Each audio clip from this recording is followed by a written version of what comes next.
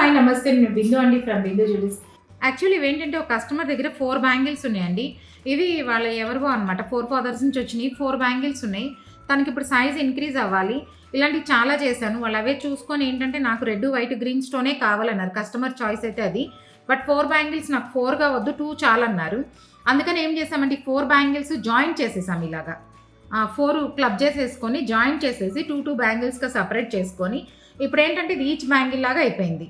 ఈ ఈచ్ బ్యాంగిల్కి red, white, green stones ఆ బ్రాడ్ని బట్టి అనమాట, డ్రాప్ షేప్వి మధ్యలో ఒక స్క్వైర్ వైట్ అలా పెట్టేసేసి సైజుని బట్టి బ్యాంగిల్కి ఇప్పుడు 4 నెంబర్ కావాలన్నారు. అందుకని ఆ సైజు, ఆ వెడ్త్, లెంగ్త్ని బట్టి మేము ఏం చేసామంటే ఇప్పుడు అవి రెడ్, గ్రీన్, పెద్దయ్య, చిన్ని అనేది వేసుకొని ఇలా ఒక సెట్ లాగా చేసి ఇచ్చాము.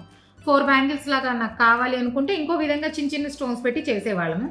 4 బ్యాంగిల్స్ అంటే మళ్ళీ ఏంటంటే చిన్న చిన్న స్టోన్స్ మధ్య మధ్యలో కట్ చేసుకుంటే యాడ్ చేయాల్సి వచ్చేది.